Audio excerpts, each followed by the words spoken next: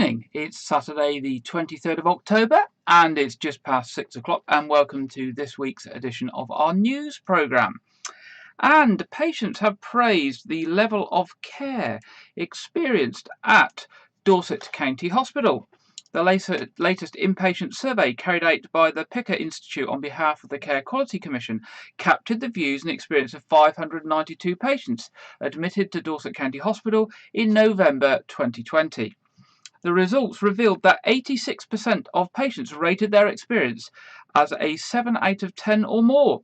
99% felt treated with respect and dignity, and 98% had confidence and trust in the staff. The hospital was rated significantly higher in 8 of the questions in comparison to previous years. Patients particularly highlighted how they were able to keep in touch with family and friends throughout the COVID-19 restrictions, the quality of food, discussions around discharge, and being given written and printed information when leaving hospital. The latest results come after the 2020 Urgent and Emergency Care Survey ranked Dorset County Hospital as one of the top 10 in the country for emergency care. There were some areas that suggested for improvement, and this included further privacy when discussing conditions and treatment, further explanation on how patients might feel after their procedure, and getting more help from staff to eat meals. So that's a good result from Dorset County Hospital. And staying with health, let's put the right picture up. There we go. Dorset Health organisations are working with Dorset Council to create a space for rapid access clinics in Southwarks House, Dorchester, and that's a picture of Southwarks House on the screen, as part of a county-wide effort to tackle NHS waiting lists. The Outpatient Assessment Centre at Dorset Health Village will operate out of the ground floor of the former council offices in Southwarks Road for 6 months, opening in the next few weeks. The initiative is being led by Dorset County Hospital in partnership with NHS Dorset Clinical Commissioning Group, Dorset Healthcare, Live Well Dorset and Active Dorset, and will bring together a range of outpatient services under one roof in the town centre location. Patients will be invited to attend orthopaedic, musculoskeletal and physiotherapy appointments at the centre, and will be able to access a wealth of health and wellbeing information and advice while they are there. There will also be a dedicated space for clinicians to conduct virtual appointments with patients through the video and telephone calls. The Dorchester Centre is part of Dorset's wider Think Big initiative to help reduce waiting lists and bring diagnostic services closer to the community. This is one of the first schemes of its kind to get up and running in the country. The centre will be fully staffed by local healthcare teams, but they would be very much like to recruit some volunteers to support and guide patients who are visiting the centre, as of course it will be a very new and unfamiliar facility to everyone. Anyone who'd like to volunteer is asked to contact the Volunteer Centre Dorset on info@volunteeringdorset.org.uk. That's info@volunteeringdorset.org.uk, or telephone 01305 269 214.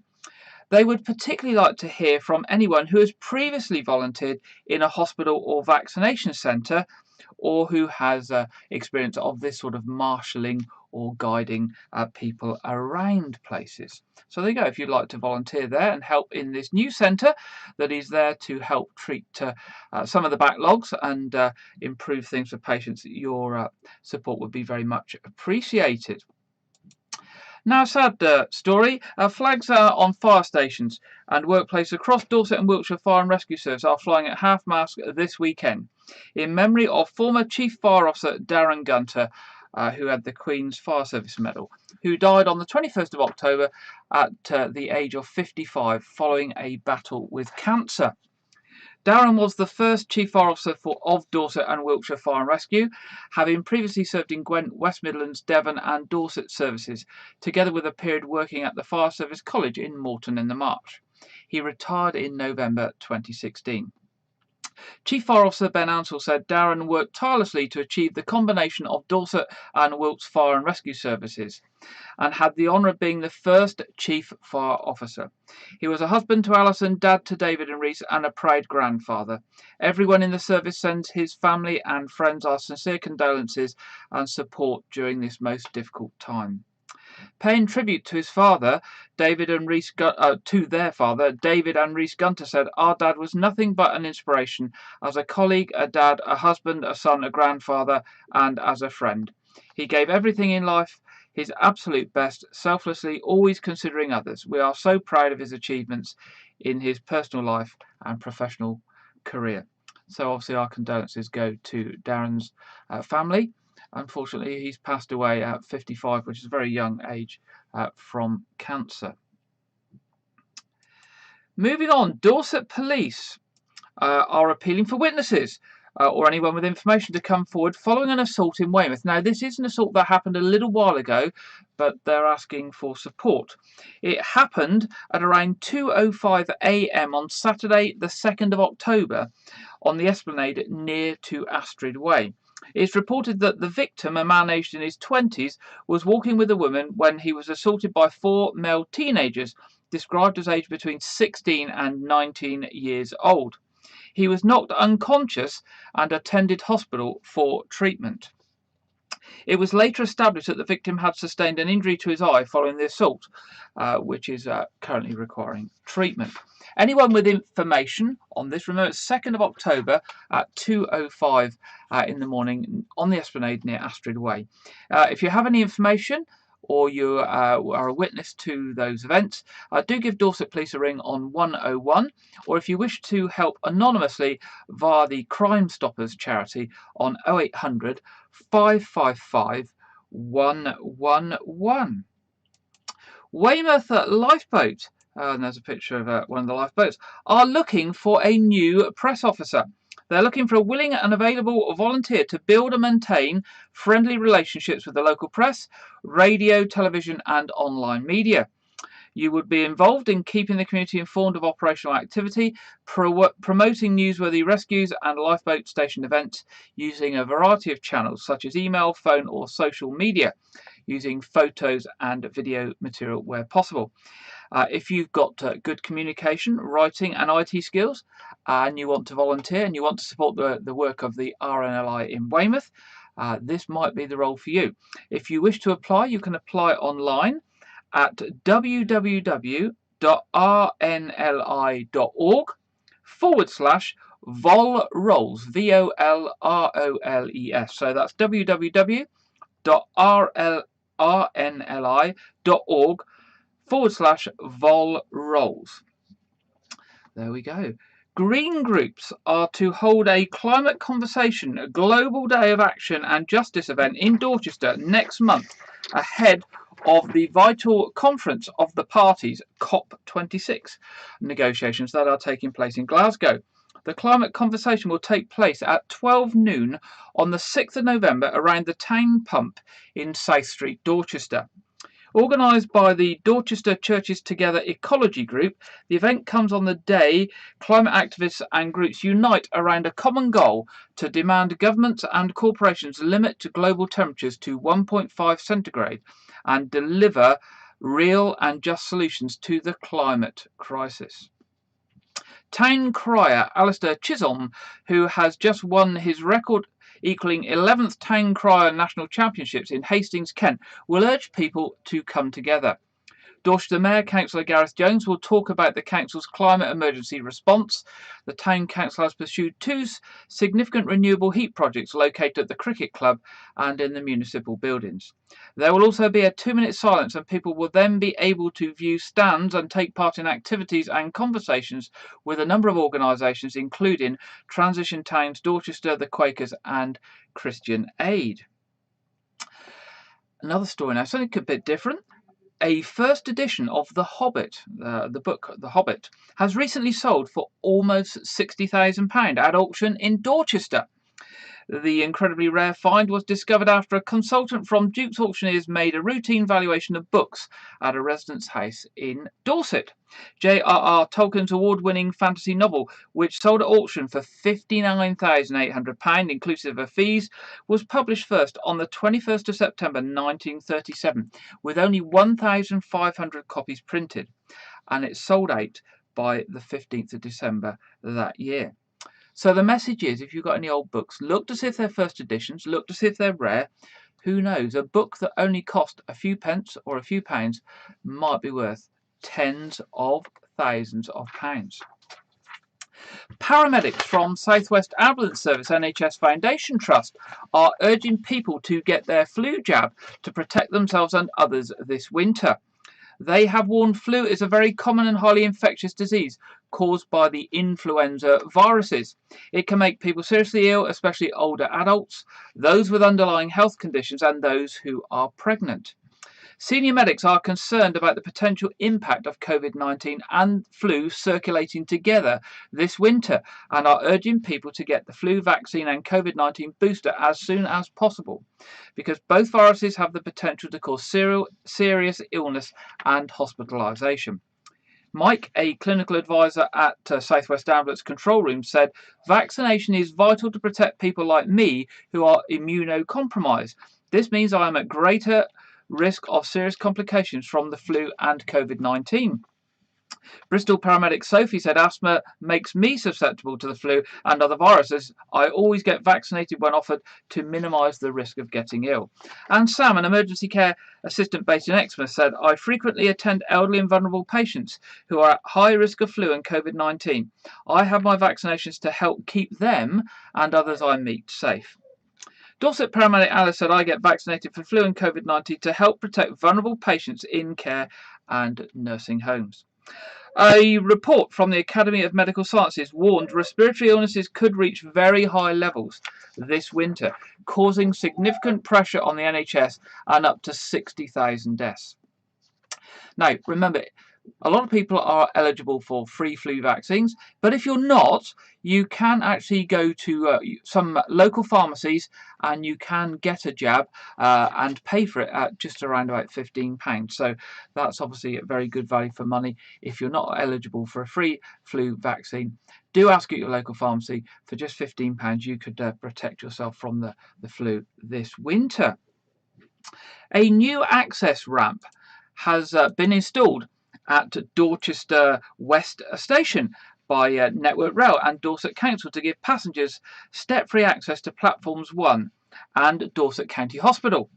The £350,000 ramp will significantly improve access for people with buggies, disabled people and people of restricted mobility to and from Dorchester West Station and improve the journey between the station and Dorset County Hospital. Money for the ramp came from Network Rail, Dorset Council, West Dorset District Council, Dorchester Town Council, as well as a private donation. Previous access to platforms 1 was via a stepped footbridge, meaning people with reduced mobility were unable to get to Dorset County Hospital by train using platform 1, instead having to travel on to Weymouth, change to a northbound train, and then come all the way back up and use platform 2. Passengers for the hospital can save themselves a few extra minutes by using the new station exit via the ramp as it brings you out onto Williams Way. Mark Killick, Network Rail Wessex Route Director, said the new ramp at Dorchester West will provide step-free access to Platform 1 and give people access to the hospital from the station. Working with our partners Dorset Council and Great Western Railways, we have come up with a sustainable solution that will benefit the local community for years to come. Sustainability and biodiversity has been at the heart of the project, as the ramp is made from recycled concrete and other materials sourced from a local construction site. 6 trees were removed to allow the ramp to be built, but will be replaced with 6 new ones. The trees will be primarily native and will replace the lost breeding bird habitat. Hedgehogs will be catered for with a new hedgehog house, which will be within the new landscaped area, and insects will be able to stay at an invertebrate hotel built amongst the vegetation away from the walkway. Well, there we go. That's Dorchester West Station. Do take a look at that if you use the train to go to the hospital. A care home in Weymouth is making wishes come true.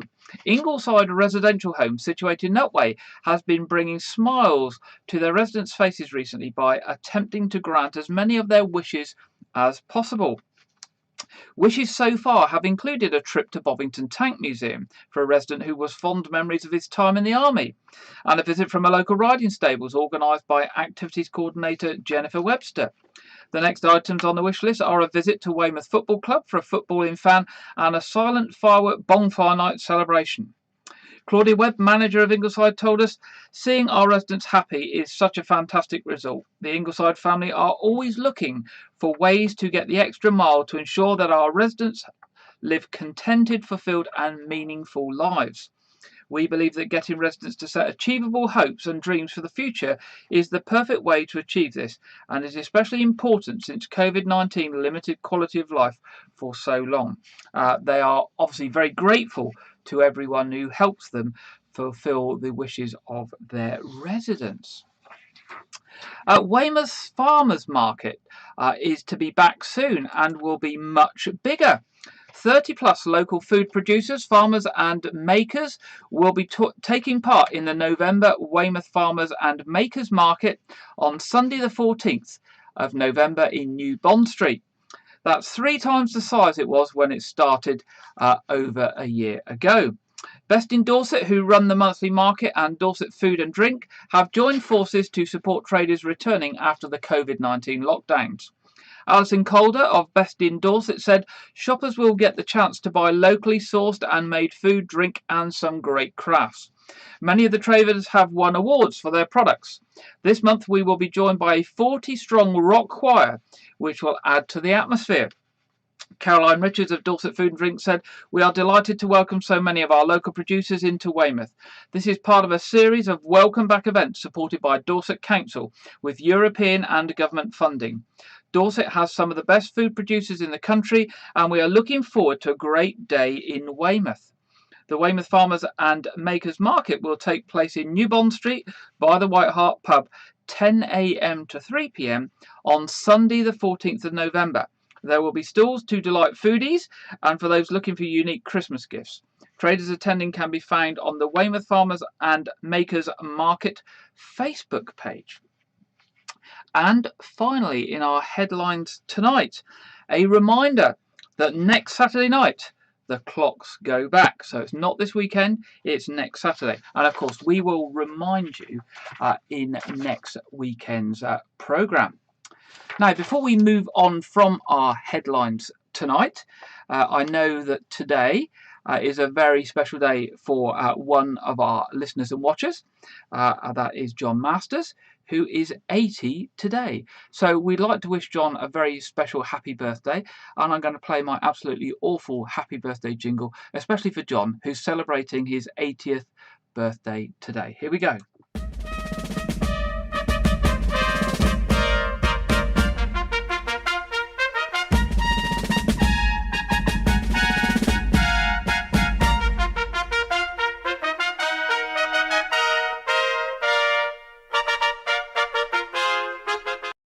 There we go. That's a special happy 80th birthday to John Masters, one of our regular watchers of this programme. And of course, if you're celebrating a special birthday or a special anniversary, do drop us a line at news@whitecregies.tv and we'll be more than happy to mention you or your family member or friend in a future programme.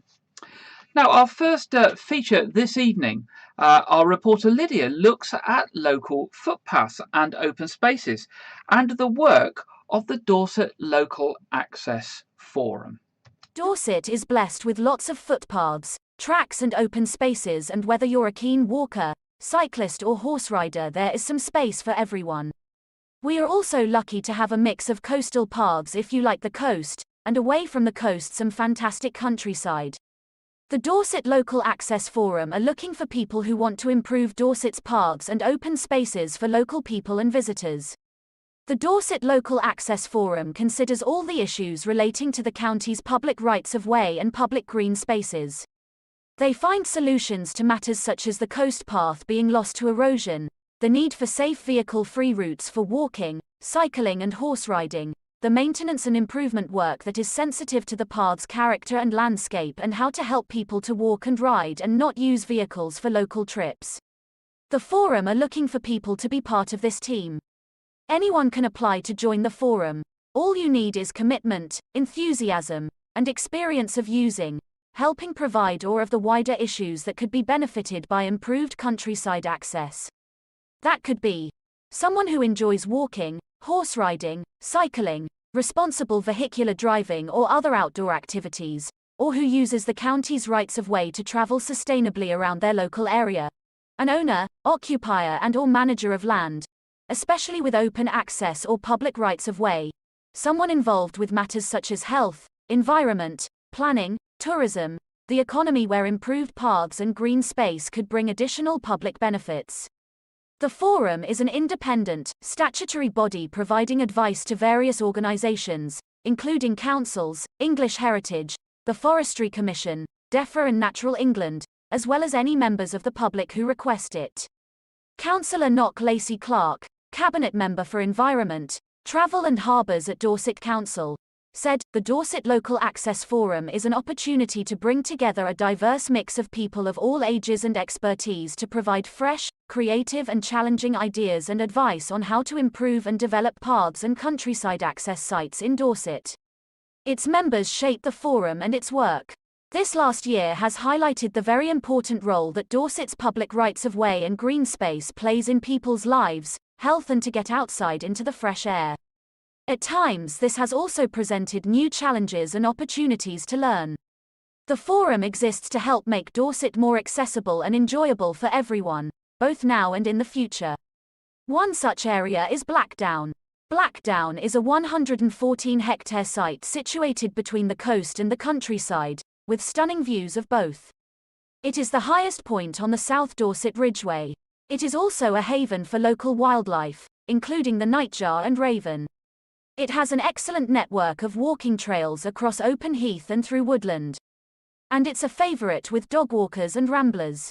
Visitors are able to park their car in a car park on the western approach and walk across the newly laid footpaths leading to Hardy Monument, the woodlands or up to the grassland, which boasts some of the best views of the Jurassic Coast in the area.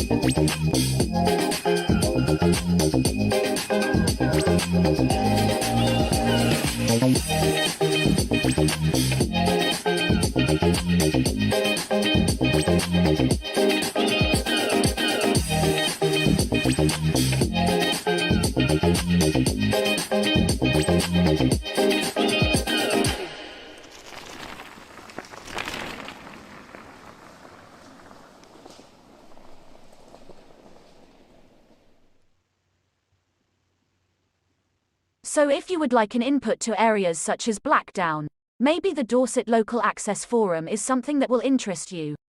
The deadline to apply is the 7th of November, and you can find out more by going to the Dorset Council website and searching for the Get Involved section. Or you can find out more information by speaking to Tara Hansford on 01305 221779. There we go. Thank you, Lydia. And I know we've got lots of keen walkers in White Regis and Weymouth area. And that area around Hardy Monument is absolutely fantastic. As we say, we saw quite a good view of that in the video there. So if you would like to influence what happens with our paths and our tracks and our open spaces, this is your opportunity. If you've got a little bit of time, to volunteer and put yourself forward for the Dorset Local Access Forum. Go to the Dorset Council website and look for Get Involved, and make sure you get that application in by the 7th of November. Our second feature tonight is about something that we did cover quite a while ago now. It's probably almost a year ago. It's the Roman townhouse, which sits in the grounds of County Hall at Dorchester. In the 1930s, Dorset County Council bought Collerton Park to build a new county hall. In an early example of rescue archaeology, a team from Dorset Natural History and the Archaeological Society excavated in advance of development. They found the remains of at least 8 buildings dating from the Roman period, of which the building that became known as the Roman townhouse was the best example.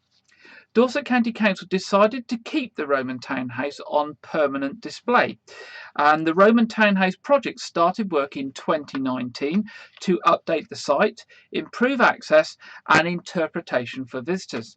The project was funded by Heritage Lottery grant. Dorset Council have in the last week released a video showing the transformation of the Roman townhouse and what they've been doing with that Heritage Lottery money over the last couple of years, and here it is now.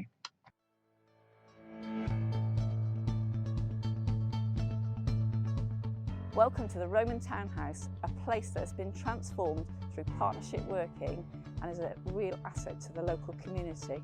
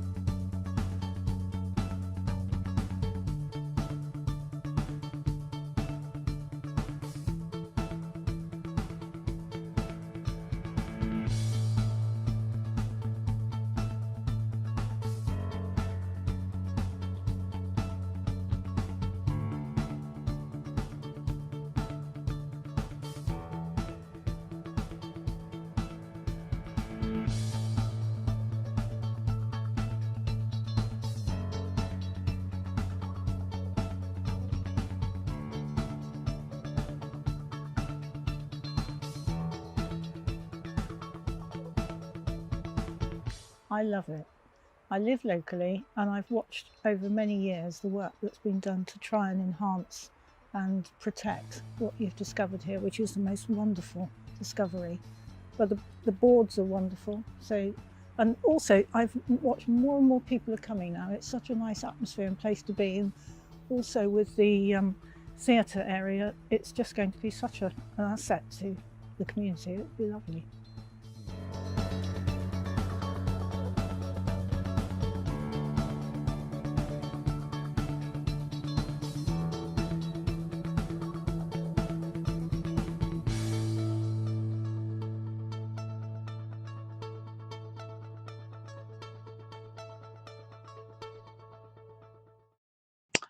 There we go. That's the Roman townhouse in Dorchester. Well worth a visit.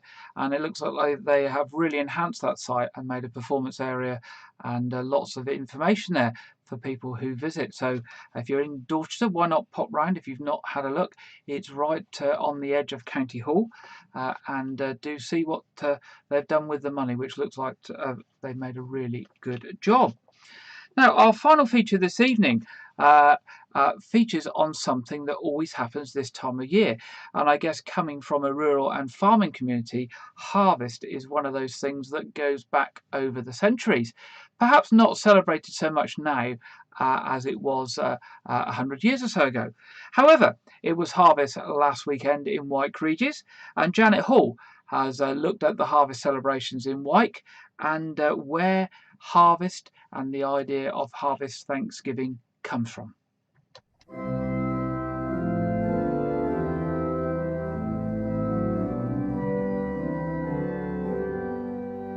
Harvest Festival used to be celebrated at the beginning of the harvest season on the 1st of August and was called Lammas, meaning loaf mass. Farmers made loaves of bread from the new wheat crop and gave them to their local church. They were then used as the communion bread during a special mass, thanking God for the harvest. The custom ended when Henry VIII broke away from the Catholic Church, and nowadays we have harvest festivals at the end of the season. The tradition of celebrating Harvest Festival in churches, as we know it today, began in 1843, when the Reverend Robert Hawker invited parishioners to a special Thanksgiving service for the harvest at his church in Morgenstow in Cornwall. Victorian hymns such as "We plough the fields and scatter," "Come ye thankful people come," and "All things bright and beautiful" helped popularise his idea of Harvest Festival and spread the annual custom of decorating churches with homegrown produce for the Harvest Festival service. Last Sunday, our parish celebrated Harvest Festival with a service at All Saints and lunch down at St Edmunds. Brother Ali got the party started with a game of skittles.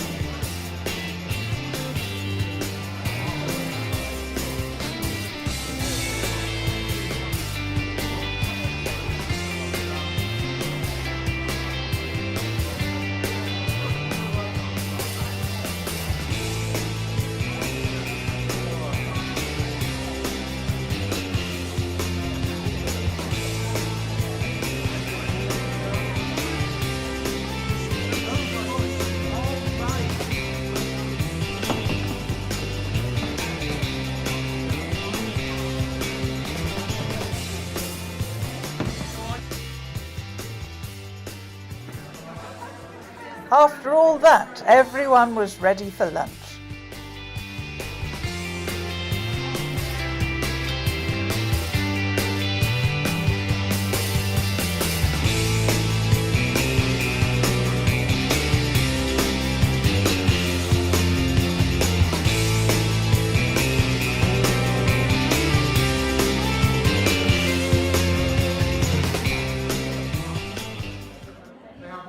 Skittles game was brought to a close and the winners found.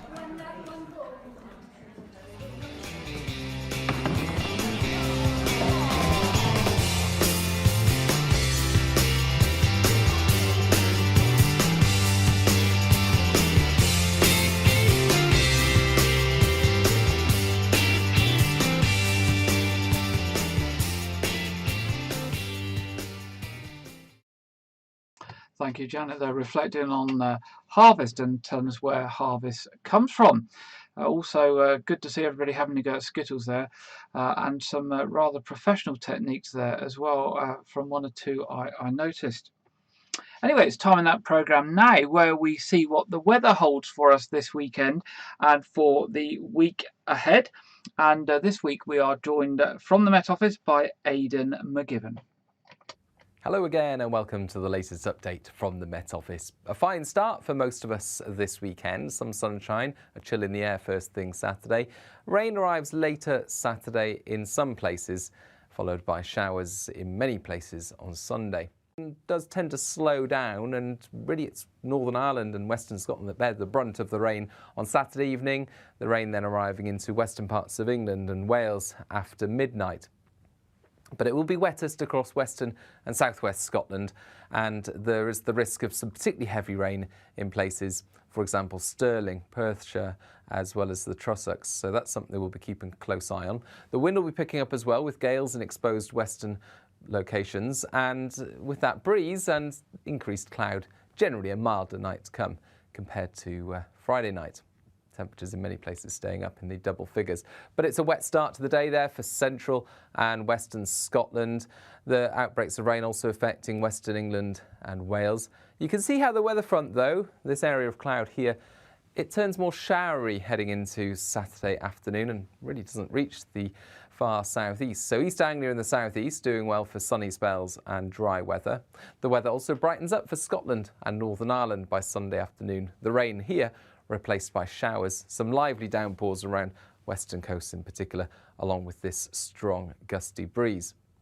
But with the showers, well, it's going to be hit and miss rainfall, I think, in many places by Sunday afternoon. Plenty of drier and brighter weather in between, and a mild day to come with this southwesterly breeze, 15 or 16 Celsius in some of the warmer spots. Into the start of next week, it stays mild, but we'll see very changeable weather with some heavy showers around on Monday, followed by some persistent wet weather in the northwest on Tuesday and Wednesday. We'll keep you updated on all of that, of course, on social media. Bye-bye. Thank you very much, Aidan, and let's see what the local weather is going to do for us in the week ahead. Well, I think it's much the same as the national weather forecast. Unsettled, changeable, chance of showers, also some sunny spells creeping in there, but still not too cold. We're still top temperatures around 15-16 degrees, although the temperatures will drop more at night, and we've certainly noticed that in the last 2 or 3 days, where nighttime temperatures have actually suddenly dropped quite a bit. So hopefully we'll get a few sunny spells this week and not too much of the rain. Looking at the traffic and travel, let's turn the weather off first. Hang on, there we go. Let's get rid of the weather. Traffic and travel. Roadworks that are expected this week. Scottish and Southern are working on Portland Road by Daniel's Fish and Chip Shop. Wessex Water are working in Glennyway and Derwent Road in Wyke. BT Openreach are working in Radipole Lane, and there will be traffic controls in Radipole Lane and possible delays, so that's one to watch out for. On the trains, Great Western Railway have no works this weekend or the week ahead locally, but there is quite a lot going on elsewhere on the network.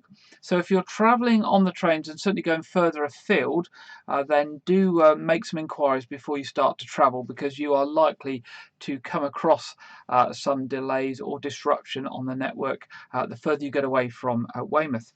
Southwestern Trains, there's a bus replacement service in the Basingstoke and Winchester area this weekend, but there's nothing planned for the week ahead. And remember, we did give advance notice last week about work on the Weymouth-Dorset-Yeovil line starting from the 18th of November and running for several weeks, where there's some major upgrades being done on that line, and that will run through to the beginning of December. So we will remind you about that nearer the time, but just be aware if you are planning to travel towards the end of November, beginning of December.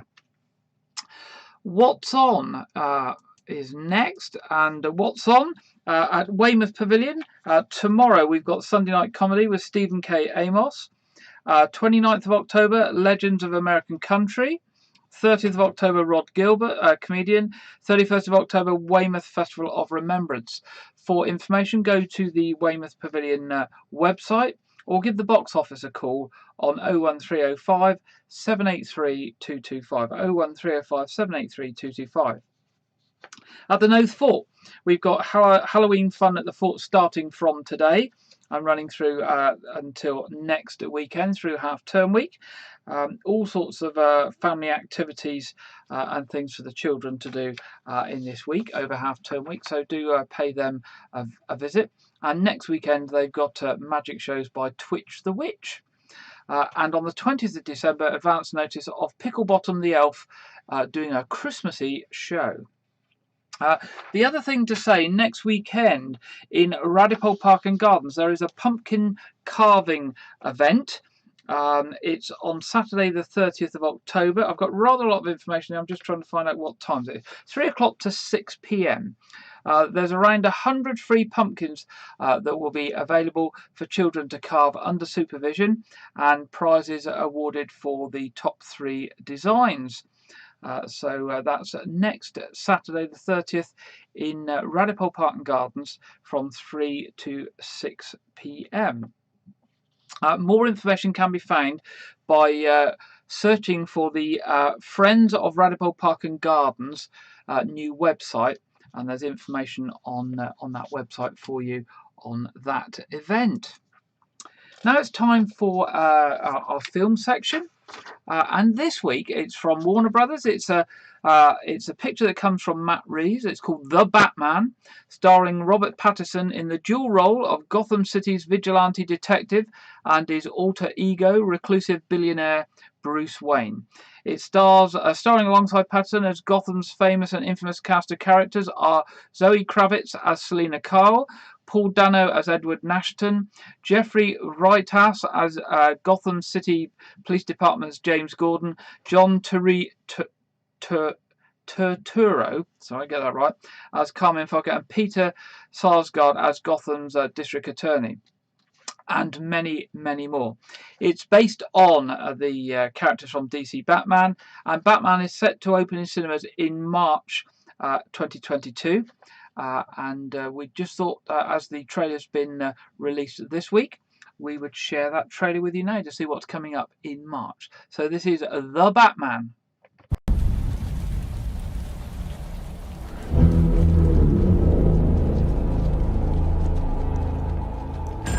Police! Hands up! Stay still! Get out of here!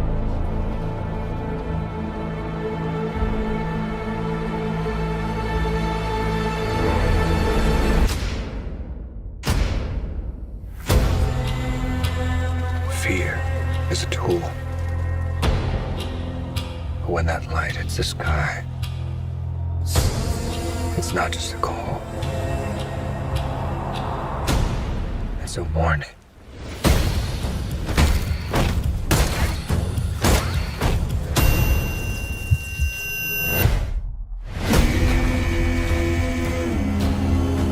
I've been trying to reach you. Burn the gun! This is about a king, and Riddler's the match. I can take care of myself. If this continues, it won't be long before you've nothing left. I don't care what happens to me. It's only gonna get worse for you.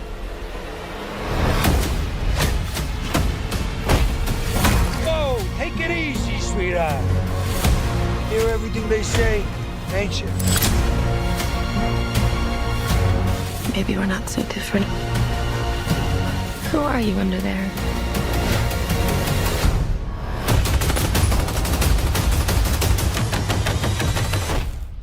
I'm vengeance.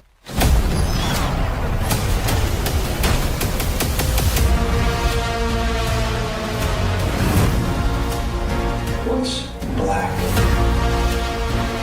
and blue and dead all over? You. Dick.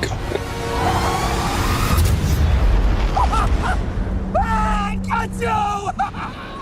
I got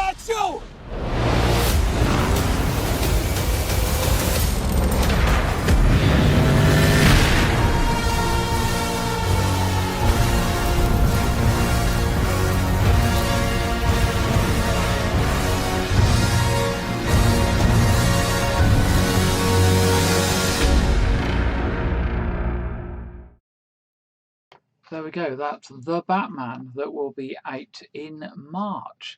And I'm sure there'll be lots of other films coming out in the run up to Christmas. Now, just a reminder that our regular services in All Saints tomorrow are 8 o'clock and 9:30. The 9:30 is live streamed. That's at Evans Church at 11 o'clock.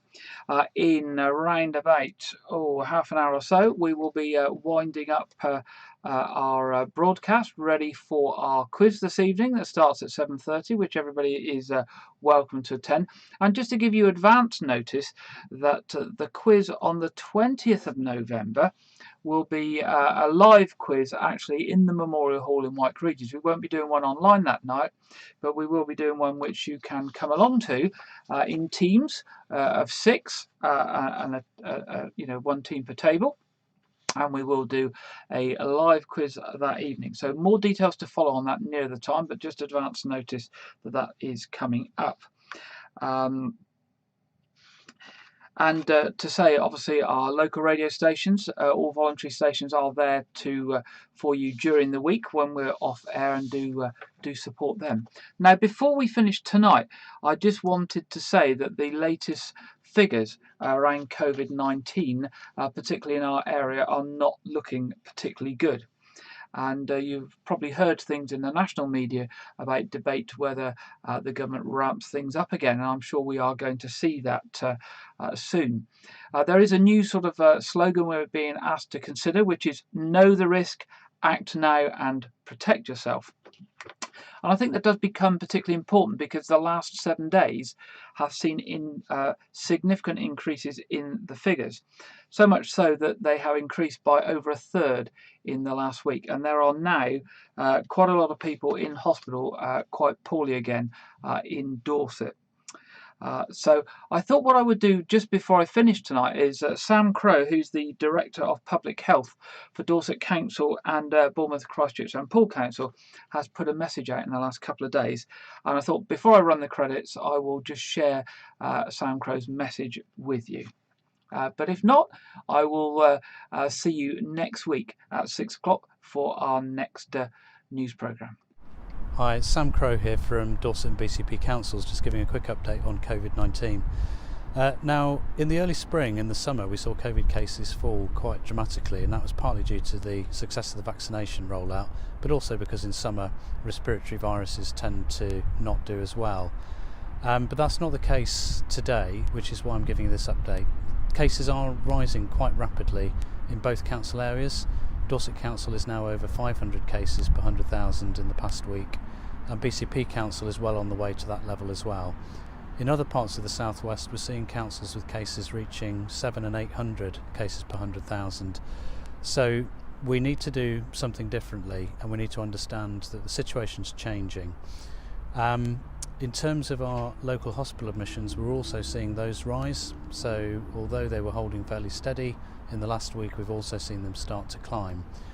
Not all of these infections are linked with schools. Although we have high infection rates in school-aged children, they're now starting to affect older age groups. So we're seeing infections in parents, and we're also seeing this spread into older age groups. And that's the concern.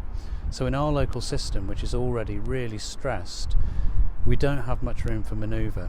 Any additional admissions due to COVID just puts more pressure on the hospital system, which is really trying hard to catch up with all of those people who had delays to their urgent treatment during the pandemic. So I'm asking you to do 3 things really. The first is to know your risk and understand that this is changing quite quickly with rising cases. So think about those additional measures you can take to protect yourself and others. I'm asking you to act. Airborne transmission is really, really crucial. That's how the virus spreads. So think about those measures that can prevent that happening. If you're meeting indoors, remember to keep doors and windows open. Ventilation is really crucial. Wear a mask if you're mixing with other people you wouldn't normally mix with in enclosed indoor areas. And remember the importance of distance as well. And finally, protect. So remember lateral flow testing, really important for spotting early cases and asymptomatic cases of COVID. And also if you haven't had your vaccination or you're not up to date with your second jab, please do look out for those opportunities to get fully vaccinated. Finally, the booster vaccination programme is rolling out in Dorset. So if you're being called, please do take up that opportunity. So over the next few weeks, I'm just asking you to do all you can to try to help us keep a lid on our cases. None of us wants to go back to that situation where we saw restrictions being brought in. We've got a small window now where if we act together, hopefully we can stave off the need to bring in more serious measures further down the line. So let's keep going. Thank you.